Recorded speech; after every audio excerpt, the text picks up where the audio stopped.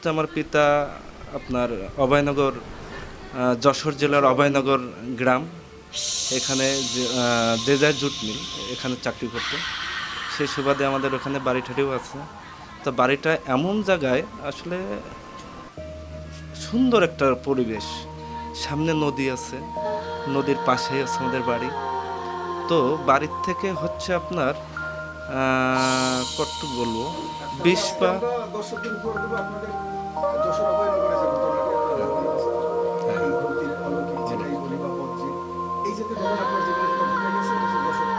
অভয়নগর, হ্যাঁ। জি।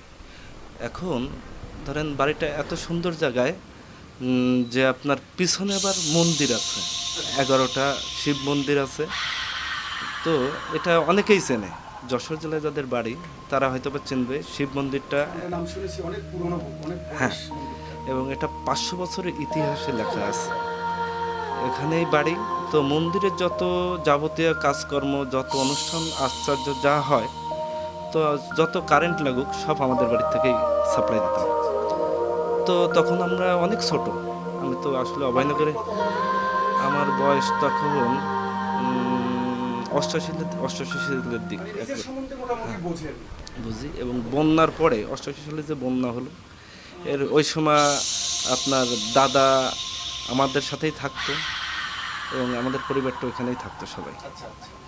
তো আমরা মন্দির পিছনে অনেক ইতিহাস, আসলে মন্দিরটা অনেক ইতিহাস, অনেক লোকজনই গেছে ওখানে। তো আমরা ওইখানে যখন থাকতাম, মন্দিরের পাশেই তো বাড়ি, তো অনেক অলৌকিক ঘটনাই আমাদের সাথে ঘটছে। আসলে ওইখানে যারা পুরনো তারা অনেক কিছুই জানে।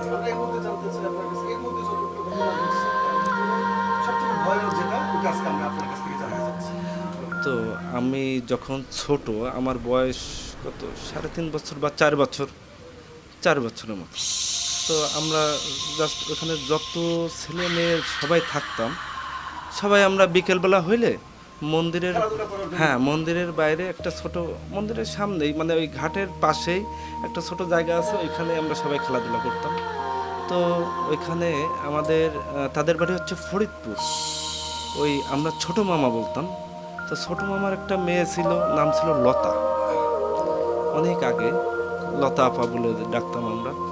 তো লতা আপা ওই যত ধরনের, মানে আমরা তখন হচ্ছে ছোট, তো আচাকুটি খেলতাম যখন আমরা, যখন ছোটবেলায়, তখন তো আমাদের আসলে ওই যে এই রান্না বান্নার জন্য এইগুলো লাগবে, হ্যাঁ, বিভিন্ন ধরনের পাতা পাতা নিয়ে আসো, এই নিয়ে আসো, ওই নিয়ে আসো। তা বিভিন্ন গাছ থেকে আমরা পাতা পুতা পাইরে নিয়ে আসতাম। তা ওই আবার ছোট ছোট রান্নার জিনিসপত্র ওইগুলো দিয়ে রানতো, হ্যাঁ, খেলা হতো। তো একদিনকার বিকালে আমরা সবাই খেলাধুলা করলাম, খেলাধুলা করে অনেক হাসি হাসি খুশিভাবে গেল।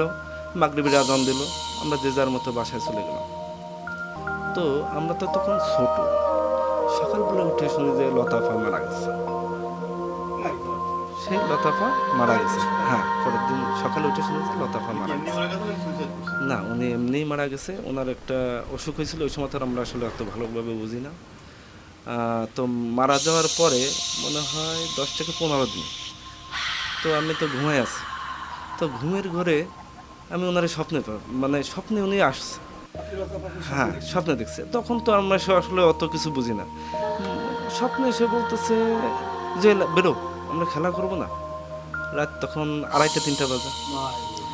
এখন আমি তো ঘুমের ঘরে, তখন আমার ওই ছোটবেলায় বলে আমার অভ্যাস ছিল, মানে আমি ওই পড়ে যাইতাম, হ্যাঁ, ঘুমের না, আমি অনেক খাটের পরে অনেক গড়িয়েতাম, মানে আমার গোড়ানোর অনেক অভ্যাস। তো আমি ওই গোড়াইতে গোড়াইতে অনেক সময় খাটের তলে পড়ে যেতাম, মশারি টশারি নিয়ে অনেক সময় খাটের তলে চলে যেতাম। এখন উনি যখন ডাক দিছে, আমি তো ঘুমের ঘরে ওইভাবেই বিছানা থেকে নামছি, দরজাও খুলছি, যা পাবো ভিতরে আসেন, না না তুই বেরো, আমাকে সময় চলে যাচ্ছে, সবাই দাঁড়ায় আছে, হ্যাঁ, আমাকে ডেকে বেরো না, আমি হেঁটে চলে যাচ্ছি। তো আমি তো তখন ঘুমে, তো আমি দরজা খুলে বেরোয় মন্দিরের রাস্তায়, উনি আমার আস্তে আস্তে মন্দিরের রাস্তায় নিচে নিয়ে, হ্যাঁ, ঘুটঘুটে অন্ধকার, মন্দিরের রাস্তায় নিয়ে উনি মন্দিরের দিকে হাঁটা আরম্ভ করছে। হ্যাঁ, আমি হাঁটতেছি। তো আমি যখন হাঁটি, তখন বলে আমার ওই, আমাদের তখন তো কাঠ পাতা রাখা থাকতো, তো এখন যখন যাইতে যাই তখন কাঠের মধ্যে আমি একবার পড়ে গেছি, ওইটা মনে হয় আম্মা শব্দ পাইছে, খুব সম্ভব। তো আমি ওইখান থেকে উঠেও আবার তার পিছ পিছ হাঁটা ধরছি। তো মন্দিরের রাস্তা দিয়ে আস্তে আস্তে যাচ্ছি, তো আমি তো ঘুমের ঘুরে। এখন আম্মা উঠে আমারে দেখতেছে যে আমি আছে কিনা পাশে।